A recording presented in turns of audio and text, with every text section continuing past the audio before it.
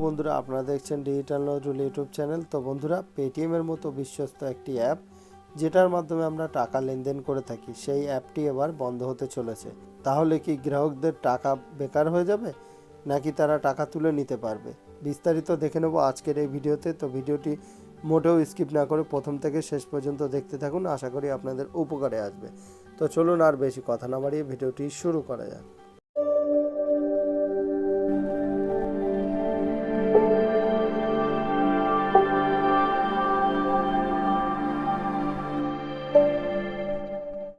তো বন্ধুরা, এখানে আপনারা দেখতে পাচ্ছেন পেটিএম বন্ধ হচ্ছে। পেটিএম পরিষেবা কতদিন করা যাবে লেনদেন, কি কি সমস্যায় পড়বেন গ্রাহকেরা, তো বিস্তারিত দেখে নেব আজকের এই ভিডিওতে।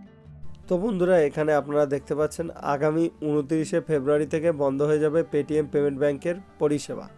বুধবার এই নির্দেশ দিল রিজার্ভ ব্যাংক অফ ইন্ডিয়া। নির্দেশে বলা হয়েছে বেশ কিছু নিয়মভঙ্গের অভিযোগ উঠেছে অনলাইন লেনদেনের অ্যাপটির বিরুদ্ধে, তাই আগামী মাস থেকেই সমস্ত কার্যকলাপ বন্ধ থাকবে। তো তারপরে এখানে দেখতে পাচ্ছেন রিজার্ভ ব্যাংক অফ ইন্ডিয়া, এখানে দেখতে পাচ্ছেন টুইটে বলা হয়েছে action against Paytm payment bank lead under section 35A of the banking regulation action 1949।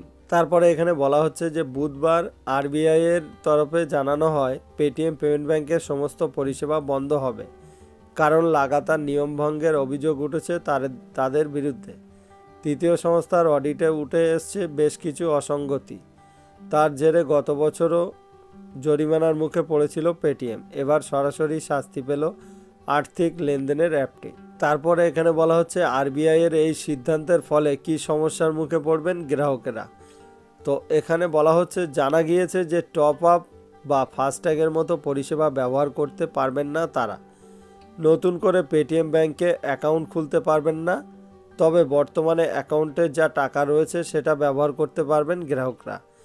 তো এখানে বলা হচ্ছে প্রসঙ্গত চীনের কাছে গ্রাহকদের তথ্য পাচারের অভিযোগ উঠেছিল পেটিএমের বিরুদ্ধে।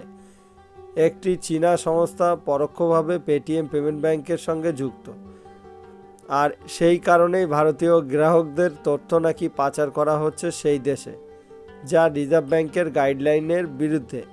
তবে চীনের সঙ্গে ঠিক কী ধরনের তথ্য শেয়ার করা হচ্ছে সে ব্যাপারে বিস্তারিত জানা যায়নি। তারপরেও পাকাপাকিভাবে এই অ্যাপের পরিষেবা বন্ধ করে দিল রিজার্ভ ব্যাংক। তো কী কারণে পেটিএম পেমেন্ট ব্যাংক বন্ধ হতে চলেছে তো আপনারা বুঝতেই পারলেন।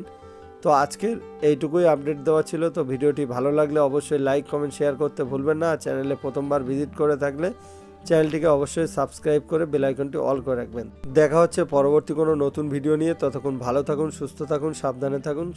ধন্যবাদ।